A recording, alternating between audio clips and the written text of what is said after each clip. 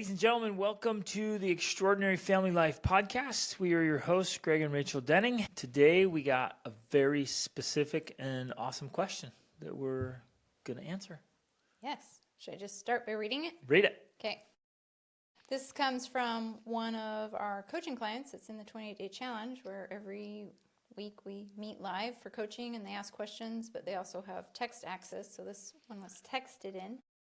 How do you address problems with kids that don't want to practice musical instruments? I feel like it's so important for their education to have this skill, but I am so tired of trying to get them to practice. It's always a struggle. They say they love playing, but hate to practice. I seriously feel like a crazy person going between wanting them to play and telling them we are going to cancel lessons because it's pointless to pay for them if they don't practice. Ooh. Good. So when you first started the question, my immediate thought was, well, there's going to be some kids who just aren't musically inclined. You know, I don't think it's going to be a huge percentage because I agree. I think musical education is one of the most important aspects of education and brain development. That's massive. You agree with this point. It's so important for their education to have this skill. So there's several things that I would just say off the bat that ideally every human should do. Learn another language. Mm-hmm. There's something that happens in your brain that cannot happen any other way. Learn how to play a musical instrument, like understand music, same thing. It's kind of a different thing. And then massive amounts of travel and exposure. Like get out. Well, I'm going to add another one. And like martial arts, some form of martial arts. Of using your body. Yes, and using your body in every way. So it could be yoga. I've heard people say even dance could be compared to that. Yeah. So learning to dance. Dancing, just something where you're really moving your body in different ways. And especially if it's with another person, it's a social interaction that includes and martial a coach, arts or a coach too. So you're being drilled in technique and movement. There's something that happens in your brain that doesn't happen any other way. And some travel, of course, because you get massive exposure to other things. So those have to be those fundamental pieces of education. So music and language is a part of that. So I'm like, absolutely. I want every one of my kids to learn how to play a musical instrument just because I want that as part of their fundamental education. I realize we may end up having a child or two who's just like, that's just not their thing. And I'm not going to fret about that. If none of my kids want to touch music, something's off. And the first place I'm going to look is my approach. But then as you went on the question, so the child says, I love playing, I don't like practicing. Bam. Yeah, right there. There's the answer. To me, that kind of thing, and this is how we approach everything we do in our parenting, that type of thing is a sign to me. I'm like, okay, wait a second. First of all, the first thing that goes in my head is like, well, why is playing not practicing? Right. The first thing I would be saying is, well, why is playing not practicing? Now, because she says that they're taking lessons, that's why. The practicing is specifically the drills that are meant to do certain things to help them progress in whatever, blah, blah, blah, to report to the teacher, to whatever, progress in her curriculum. And so we want to talk through a lot of different approaches to this answer, but one of those answers is, I think, especially for younger children, the practicing, the drilling, doesn't necessarily need to be a part of their musical progression, right? And at least for our approach, and I say this with hesitation because I know that there are people out there who know way more about music than I do that are like, well, if you want them to do XYZ thing and become this and that or whatever, they have to follow this specific formula and path, to get to that point. I get that. And you and I talked about this before, and one of the emphases that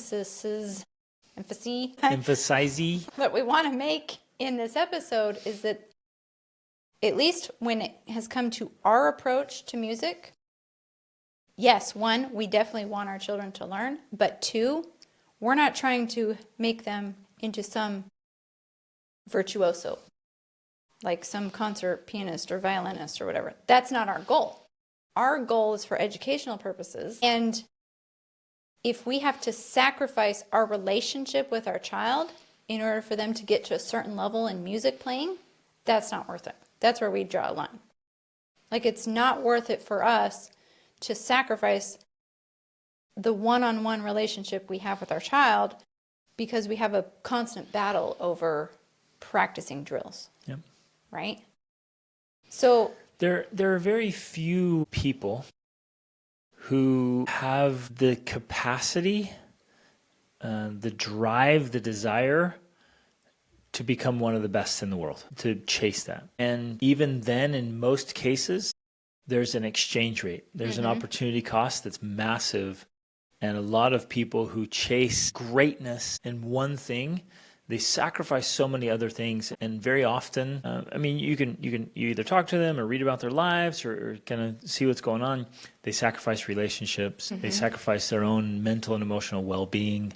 They sacrifice other aspects of life. Yeah. So they often don't end up being well-rounded, happy, successful humans living a full life. And that's just that's a cold, hard reality you got to look at. Right. And so like if you're pursuing one thing to just absolutely become one of the best in the world, you better have a good reason, and you better be one of the most disciplined people out there, because, and I'm not talking about discipline in your craft.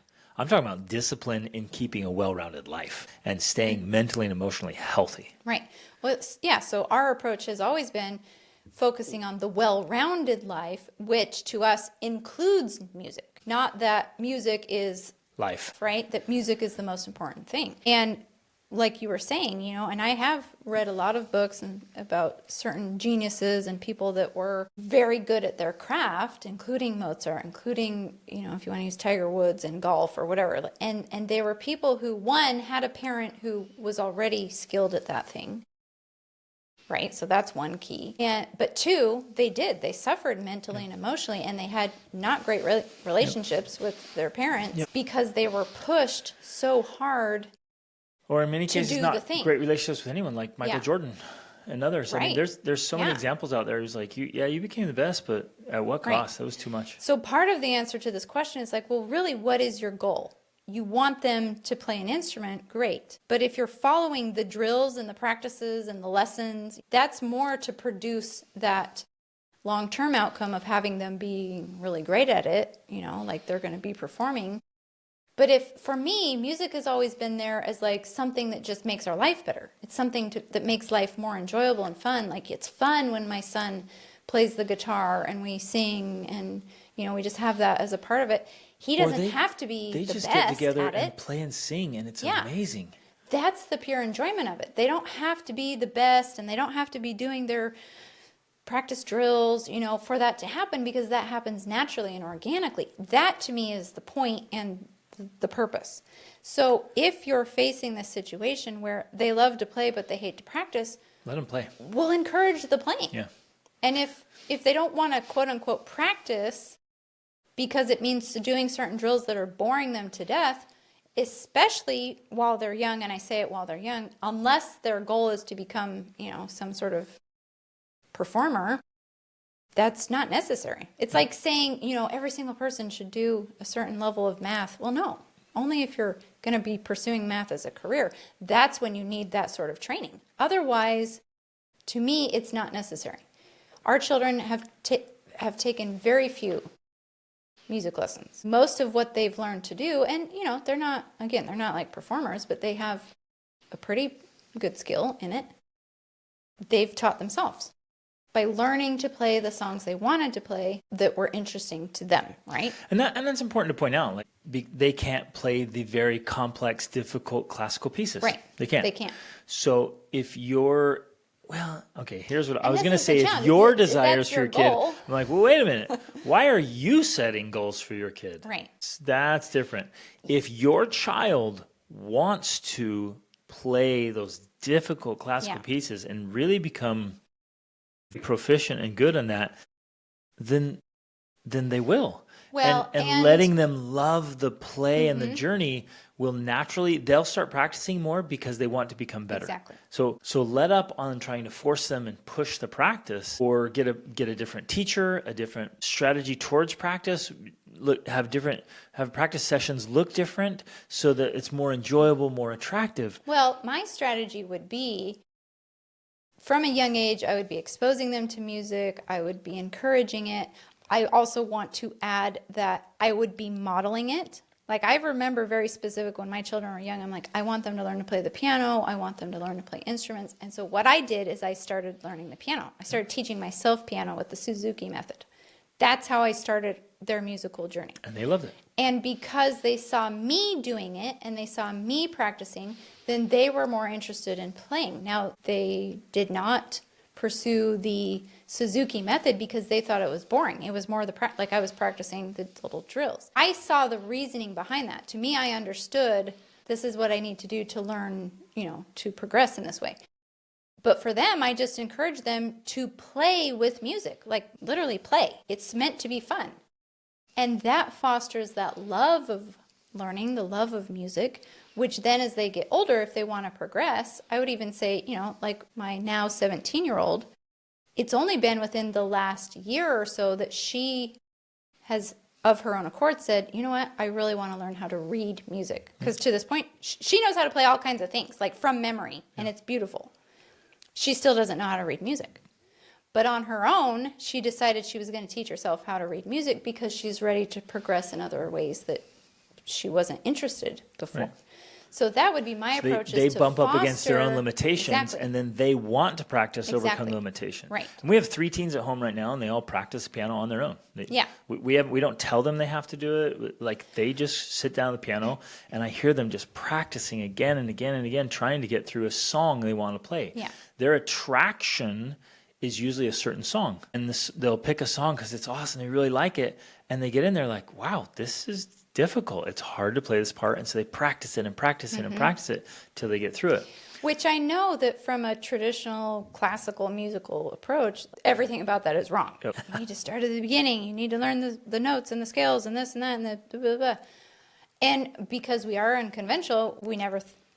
And of course, you and I didn't have... Well, no, I had some music training because I actually played in the band in high school and stuff. But, I didn't have tons of musical training, but we just thought, well, why not? Why not take this unconventional approach, allow them to teach themselves, allow them to play what they want to play?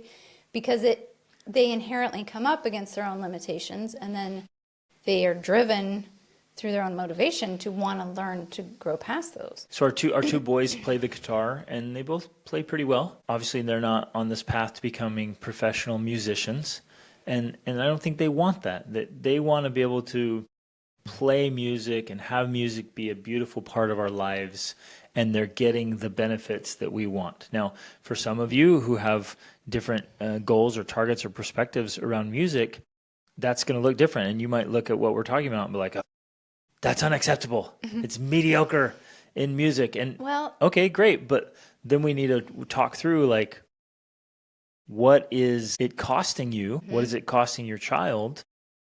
Is it worth it? Is it worth the exchange rate? And is there a better way to approach it? Let's say you still want them to be concert pianists. How are you going to make sure, and I'm dead serious on this.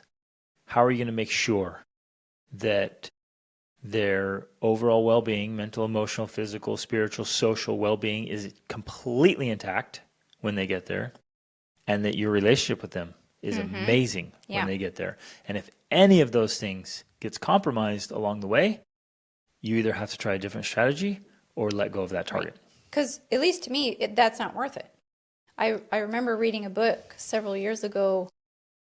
I don't know exactly what it's called, like Tiger Confessions Mother, of I a think. Tiger Mother or something. Yeah. And it was her story about how she was the tiger mother. She would literally just force and push and fight. Specifically her one daughter, but I think both of them and I don't know if it was the violin or the piano, I don't remember. And her daughter eventually ended up playing at Carnegie Hall, which, is the emblem of her success as a mother, that her daughter made it there. But she goes through and explains, like, they had a horrible relationship. She was constantly a horrible fighting childhood with her daughter. Well, this is written by the mother. I know. But you just told me about it. I remember as you were reading it, telling me about it. I'm like, that is a horrible childhood. That is a horrible family dynamic and family culture and family legacy. Yeah. And, they couldn't go on vacation. They couldn't do anything. Like, it was every single day, her daughters had to be practicing the instrument for hours. And it completely controlled their life. Now, the whole point of her book was that she felt like, it was worth it because she made it to Carnegie Hall. To me, reading this book, focused on holistic development, I'm like, no, it is not worth it. It's not worth the fight. It's not worth the resentment, the anger, the mental and emotional toll That's the point I'm trying to make here. Like, great. If you want music to be a part of your children's education or whatever skill, wonderful. But if it comes at the expense of your relationship, it's not worth it. And your life and well-being. Like, if you're a genuine world-class musician, but you're miserable, Yeah. you have terrible relationships, Right. your life is out of balance. Like, What's the point? Why? mind, body, spirit. Like, if the rest of your life is just bleh, but you're a phenomenal musician, like, to me, you've totally missed the mark. Right. And, understand how many people think that it's all worth it because of the fame and the fortune and whatever. But to me, I say, no, it's not. Well, no, and the true musicians and value the of artists life comes themselves from- will tell you that Comes it's from not worth it. relationships. Yeah. Right. So there was a couple other things I wanted to say about this because, the other piece, because you're talking about if you want them to be a concert pianist. But for me, it comes back to I would never want that for my child unless it was something they wanted themselves. And you got to think about that for a minute. Because so often we do want things for our children. We want them to be, and I understand it's natural, as a mother. We feel this sense of pride and accomplishment if our children do great things. But there's a fine line there where it's natural to want our kids to succeed versus we're trying to fill a void from our own inner Which suffering. often is what it comes down that to. we failed at something. And man, I hear this and see it all the time where, either the dad or the mom or both. I always wanted to learn an instrument, and I never did. So now I'm making my I'm kid going to make do my it. kids do it. I always wanted to be a star athlete, but I couldn't. So my son will be, Right. and my daughter will be this. And I don't like my career, so my son or daughter will be this other thing. Right. And that's just not healthy. I'm a dentist, so my kids will be dentists, Right. and whatever it is, like that's crazy. It's not healthy, ultimately. And it creates these unhealthy dynamics between the parent and child. So, and there's nothing, and I also want to say on the other side of this, there's nothing wrong with wanting to support them in those things if they, or introducing them to them. There's nothing wrong with introducing them to concert pianists or beautiful music or, whatever. Like you can Even plant the paying seeds. for it and encouraging You it, can encourage it. and occasionally holding them to the commitment they made. Well, and that's another thing we want to talk about, because I'm not saying, if our kids don't feel like doing whatever, then just let them not do it. That's not what I'm saying. What I am saying is you have to first facilitate that inner love, that inner desire of their own, so that they have their own fire within that says, yeah, that is something I want to do. And then once they have that, and I would even say after they've dabbled with the love of doing that thing, the love of playing versus practicing, then you help them say, okay, well, if you want to actually achieve this thing, well, this is what's required. You're going to have to learn the scales. You're going to have to do these drills. But then the difference comes, and again, this comes also with maturity. They choose it on their own and they say, okay, I'm going to put in the hard work to make that happen. And that may not happen until they're 10 or 15 or 20. Yep. You know what I mean? But the point is, when they decide on their own and they make the commitment, well, that's when you put in the work. But before that, we can't decide for someone else what they should commit to. None of us should be doing that as parents. None of us should be saying, my child is going to commit to this thing, because a commitment is something you make, and you can't make a commitment for someone. And we've seen this with people and their kids in gymnastics or sports or whatever, like, my kid will commit to doing this. That's impossible. They have to make the commitment themselves. So you create all the environment and you plant the seeds and you do all the things you can to support that, but ultimately they're the one that has to make that commitment about whether or not they're going to do it. Yes, yes, yes. So I don't know. I think in a situation like this, where if they're not committed to the practice, yeah, I agree. It is pointless to pay for the lessons if they don't want to practice for them. But what's not pointless is finding other ways to encourage them to pursue music. And to enjoy playing and let the love of playing lead Exactly. to the desire to practice. In this specific situation, my first step would be to do, because what I'm going to do is I'm going to ask myself, like, okay, how can I get my kid to want to practice so that I'm not forcing Want them to play. Let's call it play so we can kind of differentiate. Well, I want to get to practice specifically. Yeah. The practice part is like it's not play, it's not pleasant, it's difficult. How do I get my kid to want to practice? So I'm going to try every strategy, Well, technique. I think that would start with what we discussed about encouraging first the Absolutely. play. So So you that's- encourage the playing first so that eventually you can get to the practice. And that's part of my strategy. Yeah. But I'm starting with how can I get my child to want to practice? Well, I'm going to get them to crazy love to Playing. play. And then I'm going to, hey, what about this song? And what about that song? I'm going to introduce some fun songs. This is so akin to the love of learning and reading. Right. Early on, some kids want to read and others like, I don't want to read. So I'm like, okay, how can I get my kid to want to read? Because learning how to read is challenging. Well, I'm going to read to them.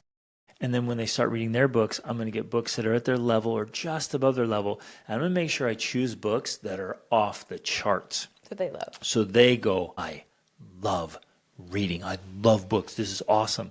If I hand my kid a textbook early on and be like, son, you should need love to reading. read this. It's just Poke my suffering. eye. Exactly. Like, please, no. And then they walk away like, I hate reading. Yeah. I'm not reading. But if I'm careful about what I choose, I'm like, hey, read this book. And they're like, oh, it's so hard. I'm like, just read it. They're like, I don't want to. I'm like, I'll pay you $20 if you do. And they read it like, that book was so good. Exactly. I have another one just like that. And we work our way into the then more difficult reading later on, Right. where they're cranking through the books because of my effective approach. Right. Okay. And so while you were saying that, I was thinking, that's the very approach many parents take with learning an instrument. They're like, and it may even be induced by the child where they say, I want to play this instrument. And probably because they heard it being played somewhere and it was beautiful and it was gorgeous and inspiring. And so then what happens? We literally put them in a lesson where it's like, dun, dun, dun, dun, dun, dun, and they have to play these stupid things that they don't like. And we think that's how we teach a child to play an instrument, right? But it's the same as giving them a boring textbook. They're going to be so bored by it that they're like, I don't want to play this instrument. Like, I hate this instrument. It's so boring. And I understand that, yeah, obviously with something, especially like something like a violin, you can't even play anything that sounds like music for a very long time unless you just do the hard work. But with a piano, though, and that's why I love starting kids with a piano, it's so easy to make music that's beautiful, that's not complicated. I mean, my kids, and granted, they started very often with pop songs. That's what they wanted to learn to play. But that got them into the love of learning. And then when they were exposed to different music and different pieces, then they want to try learning those ones. But they begin with something that's fun and enticing and not too far out of reach. And so it gives them that connection where then they're like, okay, I like this. But then that's when they're ready to take on the higher challenges. I guess I want to make a point there. Kids will practice hard and do the drills on songs they want to learn. Exactly.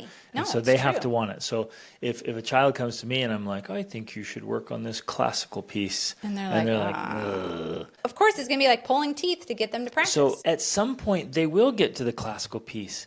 Right. Let them start with a piece that they are excited about, that they choose, that they come to you like, I want to play this pop song. And instead of you like, that's not even music. Right. It's a despicable embarrassment. It's Yeah. like, yeah, but that's what's motivating to the kid. Right. So I don't start my kids with, Shakespeare or very difficult Poetry. text. I don't start with poetry. I don't start with, We start with Kant or Bob books. the philosophers, right? We start with a book. It's usually a fantasy book. And our kids, when they're the tweens ages, they're just pounding these fantasy books about dragons or whatever. They love it. Like, this is amazing. And I'm not worried about it.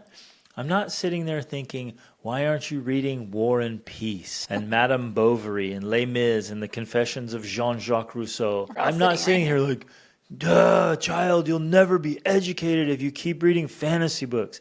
I know that fantasy creates the love of reading and exposure to massive vocabulary and creativity and worlds. And even these fantasy writers are drawing on some of these great classic books. They're piecing it together.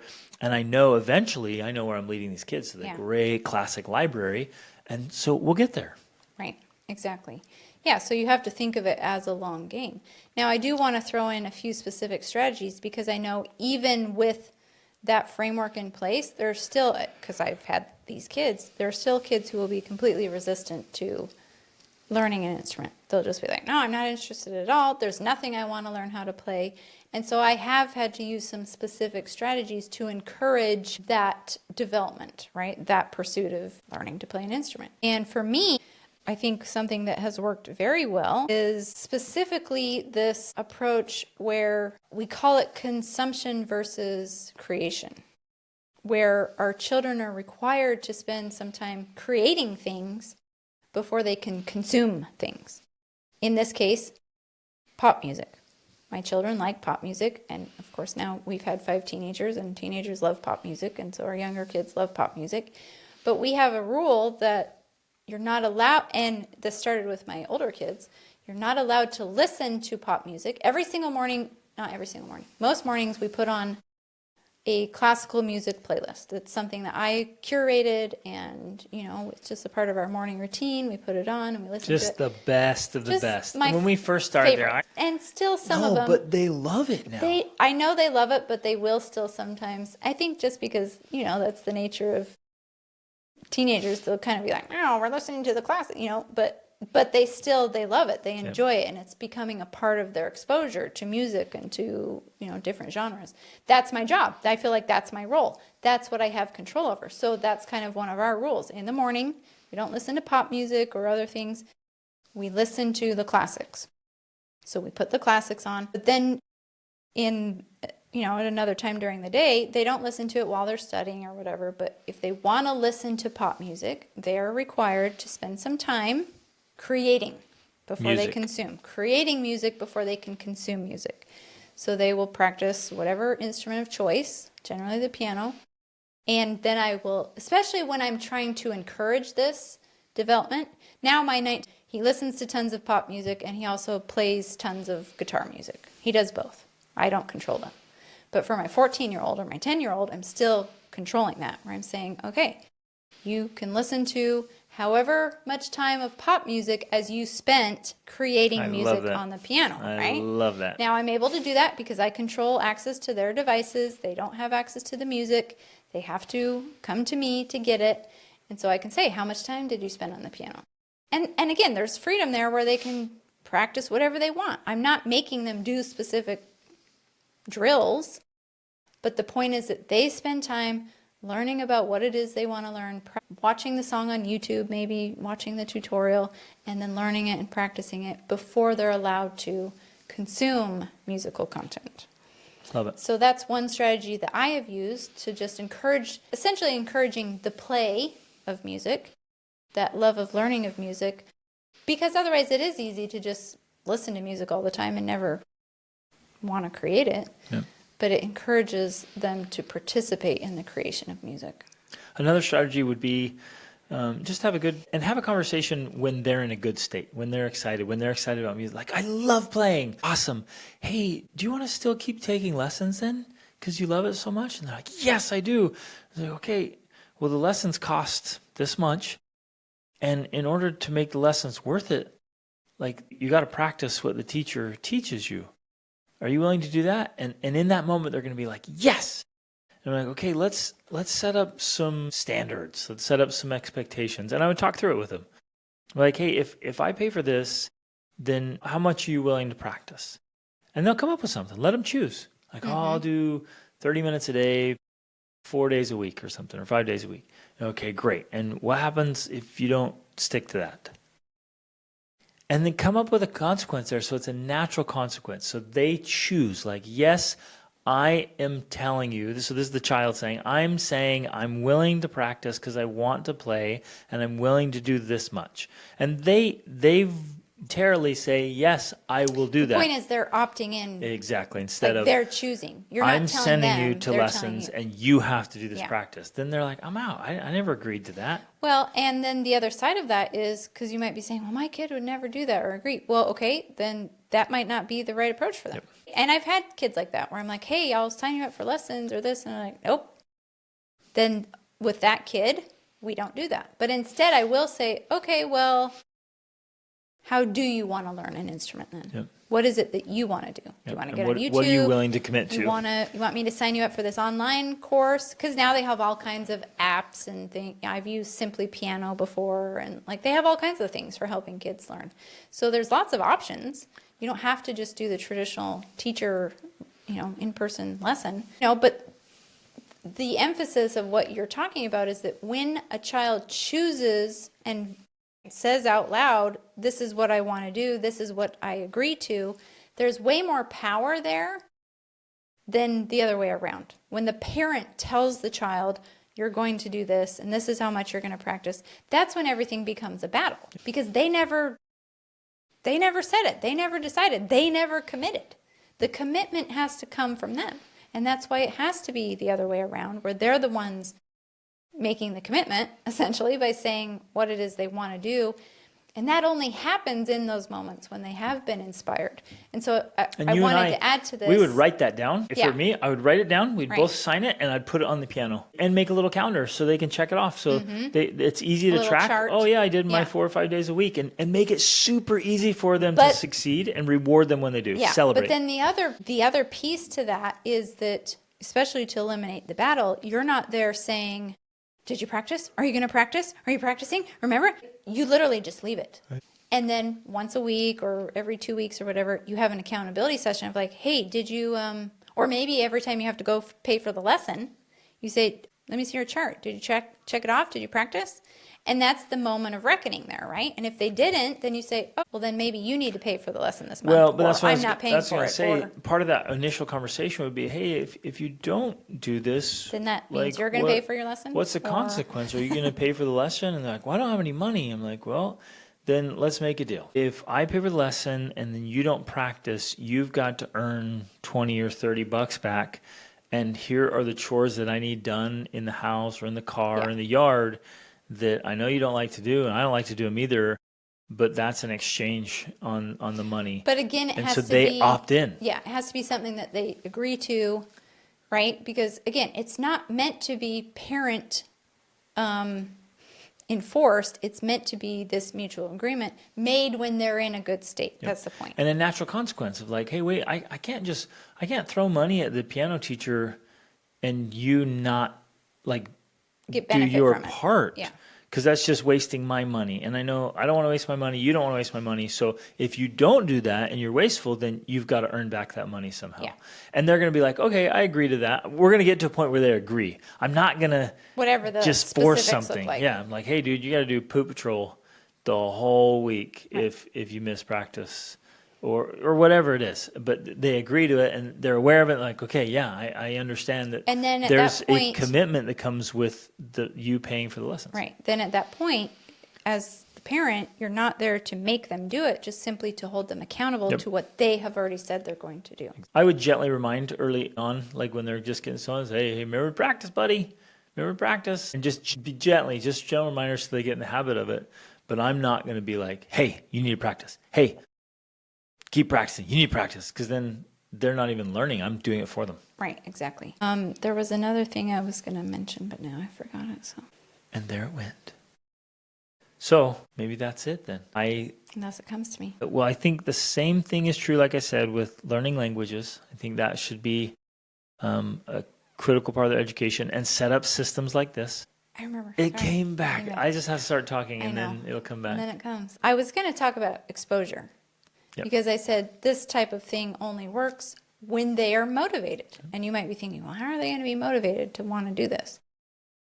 That comes from, in my experience, exposing them or inspiring them. And that's going to require you to be intentional. Like maybe it's going to be something on YouTube or a TV program, or you go to the symphony, or you do something, or you go watch a friend or whatever. You're exposing them to other people who have musical talent. And when you do that, you at least open the door of opportunity. Again, there's going to be some kids that literally don't care, and that's fine. And you can still encourage them to play with music somewhat, just as part. And I've told this to some of my kids, the ones that were not inclined. I'm like, it's good for your brain development. If nothing else, it's helping your brain develop. That's why. It's like learning math or doing exercise. It's just one of those things that are good. But for those who are inclined, when you expose them to musical greatness, that's when they're going to be excited about it. And that's when they're going to be like, I want to take lessons. I want to do this. I want to do that. And that's the time to have those types of conversations. Be like, okay, hey, great. But here's what may happen.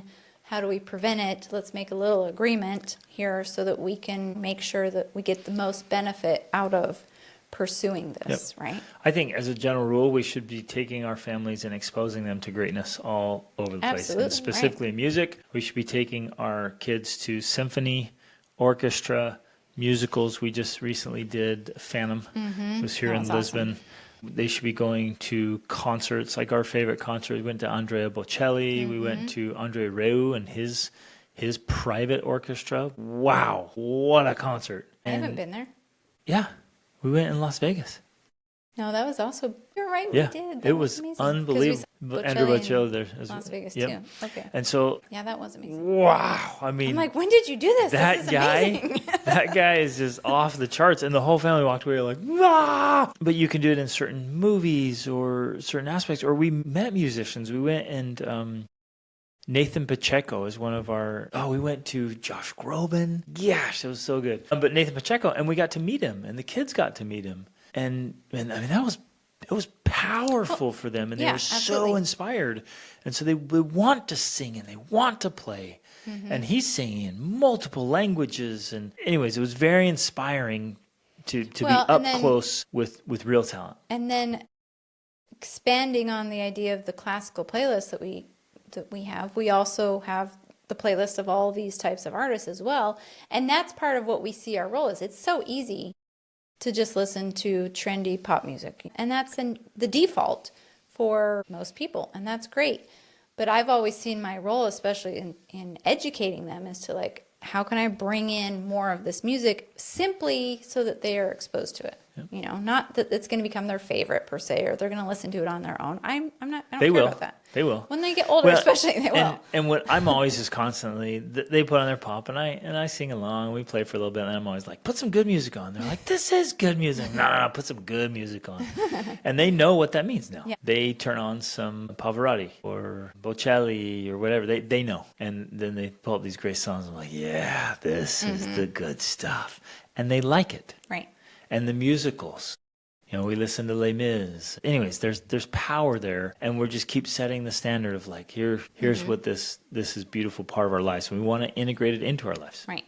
And then I don't know, I guess just close with the re-emphasis of what I mentioned before, that if we believe that learning instruments is an important part, then we also should be modeling that. Yes. Like we should be, and I know both of us are struggling with that at the moment, and I understand that that's difficult for parents. And that's part of the reason why we want our kids to learn, because we're like, when you get older and you're a parent and you're busy, you don't have all the time. But I do still believe that there's an important part we can play, even if it's in small ways, if it's with music, you know, like exposing them to different music or practicing different thing or learning to sing or whatever. You know what I'm saying? There's something that we can do in small ways that can help them be reminded through our own actions that music is important, and that's why even we devote a small percentage of our time to doing something about it. And I say this knowing I have not been practicing anything for weeks. Nor I. And this is the one place, and I'll even tell my kids, I'm like, hey, this is the one aspect of my life right now where it's the hypocrisy of do what I say, not what I do. Yeah. Because I don't practice an instrument right now. And I wish I had as a child. Yeah, you definitely talking about this entire subject, you know. And it's funny too, because I think you've even used the words before, like, I wish my mom made me learn an instrument. Yep. And even saying that, we understand that that's the motivation behind questions like this. You know, we want to make our children learn an instrument because even as we grow up as adults, and we know how important it is. And so, because I think we're tempted to make them because if they don't understand or appreciate it when they're young, like you will later. But our take is, look, if you're going to be an enlightened and effective parent, there are ways to help your kid understand and want to. In my situation, there, as I was growing up in the family Making would have been environment, the only making way. was the only option. It was either they made me do it or I didn't do it. I wish she would have made me do it. I really do. Because So- I would have had a foundation at least to work with. And so, in a way, we could say that this is about how to make your children learn an instrument, but in a way that still maintains the relationship that we want with them and maintains their holistic development. Right. That's our emphasis. So not that we you just throw it out the window. quote, make completely. them with diplomacy and tact and influence and, And persuasion. inspiration and- There's so many more effective ways to get them to say, yeah, I totally want to practice. I will practice those boring drills because I love to play music and I want to play songs that inspire me. And I know that in order to play that song, I have to do my drills. And even to remind us that that may not happen until the later years, and that's okay as long as they're still continuing that relationship with playing with music in the younger years, like, and that's the thing I love to say. It's never too late to learn something, Right. and even us admitting that we're not practicing, I still know at any moment I could just decide, you know what, I'm going to devote time to doing this. And I've already made plans for me that after I'm through this phase of life where we still have young kids at home, still building business, still traveling the world, there is going to be a phase where I carve out large chunks of time just to learn to play instruments. Right. So for my grandkids, I'm gonna be good. At some instrument or other, or two or three. It's an important. So again, in that, so it's a long I'm game hypocritical. philosophy. Though what I am emphasizing, it's the long game philosophy. It's about making music a part of your life more than producing a certain outcome by a certain age, by doing certain drills. For some, that's what they want. For us, we're all about, and we're encouraging you here to have that holistic approach where you're maintaining the relationship you have with your child is the most important aspect, and you don't want to jeopardize that in exchange for Some talent. through practice. Love it. So include it in your family life. Just keep trying. And with each kid, it'll be different. So try different strategies. Just keep trying different strategies until you find the one they're like, yeah, that works. And we can maintain their well-being, our relationship, and get the skills in the music. Love you guys. Thanks for listening. Reach upward.